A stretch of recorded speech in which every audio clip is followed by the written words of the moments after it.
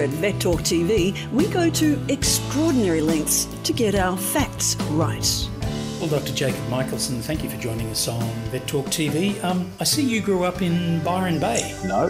No? No. Oh, got the wrong one? Absolutely. No, I was born in Denmark. In Denmark? Yeah. Okay. Grew up on the other side of the world until I was 6 or 7 or something.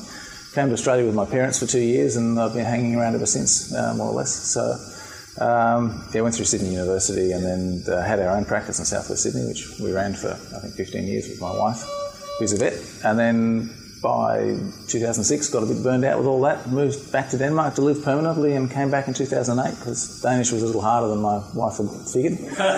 And then did a residency, and yeah, here I am. Okay, well, the big question, why did you become a vet? Always liked, trite I know, but I've always liked animals.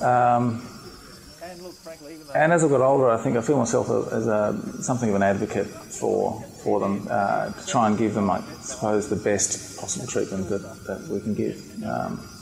So I'm very aware of I suppose the welfare aspects of it, and also an animal is an individual in the same way that you and I are, and I feel that they deserve the same sort of treatment that potentially we can be offered.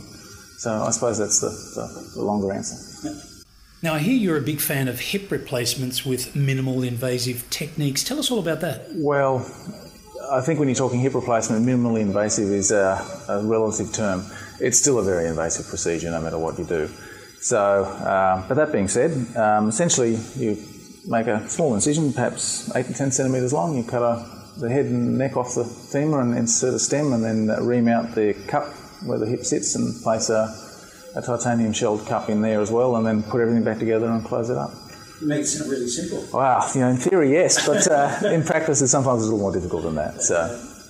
And I believe a paper you presented at the American College of Surgeons was received with great accolades. Well, it was in the finalists for, I think there was, I can't remember, 40 or 50 applications, and they picked a dozen or something, so I was in one of those. And I managed to get into the final 4-ish, I think. But yeah, I was just looking at post-surgical trauma, and I was using our student teaching dissections as a model for that. It was quite good. It was interesting. It was the first time anybody managed to measure using a serum biomarker the difference between different surgeons, I guess speed and ability in tissue trauma and that sort of thing. So, yeah. It was obviously very well received. Well, it went down quite well, and yeah, I would say it was of interest, and perhaps maybe more from an academic point of view, but in some respects it could be useful if you're looking at, for example, the difference between 2 surgical techniques for knee surgery or something, then potentially you could measure a difference in the amount of tissue damage you do in the procedure. So perhaps it has some application, but we'll have to wait and see what happens in the long term.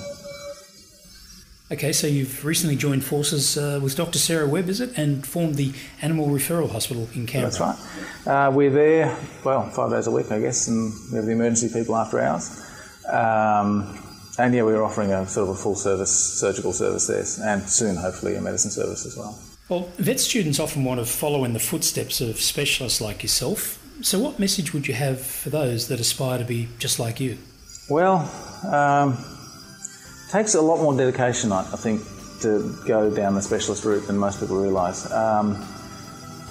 If they're keen, just follow it, follow the dream, work hard, get to know a lot of people, do the best you can be, and just go from there. And always learn, never stop learning. That's the most important thing. That's wonderful, Dr Jacob. Thank you very much.